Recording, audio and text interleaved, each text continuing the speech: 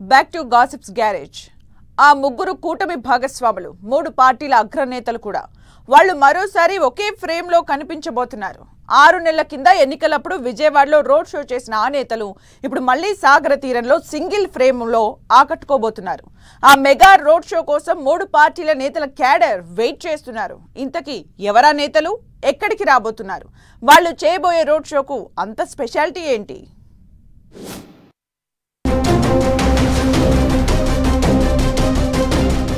మరోసారి ఒకే ఫ్రేమ్లో మోదీ, బాబు, పవన్.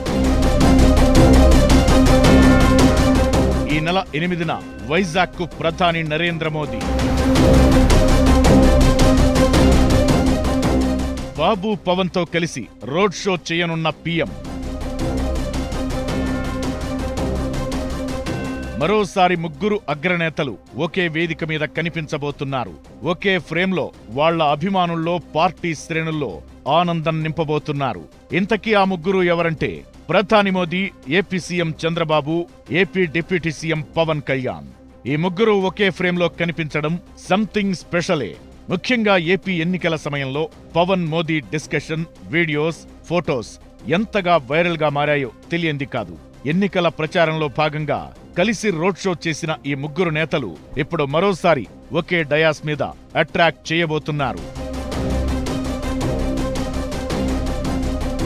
ఈ నెల 8న ప్రధాని మోదీ విశాఖ పర్యటన ఖరారైంది. షెడ్యూల్ కూడా ఫిక్స్ అయింది.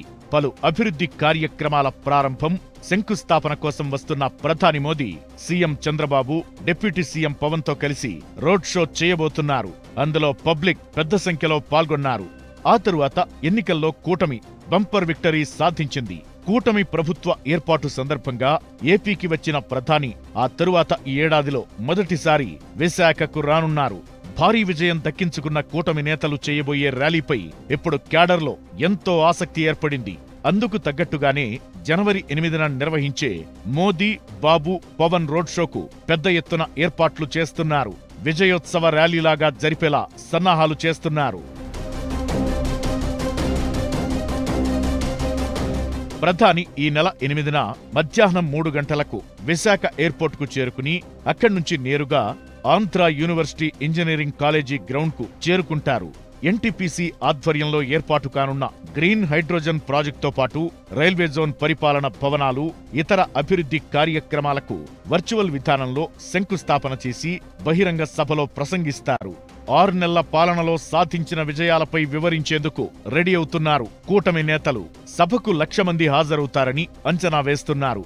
ఆశీల్ మెట్టలో గల సంపత్ వినాయక్ ఆలయం నుంచి సభా ప్రాంగణం వరకు ఓపెన్ టాప్ వాహనంలో ప్రధాని రోడ్ షో నిర్వహించనున్నారు. ఆయనతో పాటు ముఖ్యమంత్రి Chandrababu Naidu, deputy CM Pawan road షోలో పాల్గొంటారు. ప్రధాని టూర్ను గ్రాండ్ సక్సెస్ చేసేందుకు ఏర్పాట్లు చేస్తోంది ఏపీ సర్కార్.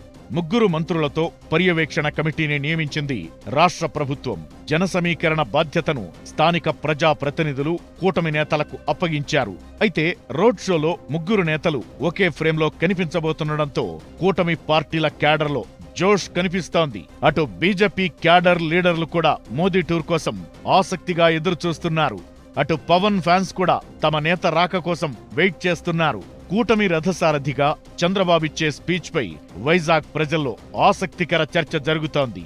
అయితే ప్రధాని మోదీ వరాలు ప్రకటిస్తారని, స్టీల్ ప్లాంట్ పై ఏదైనా ప్రకటన చేస్తారని భావిస్తున్నారు ప్రజలు.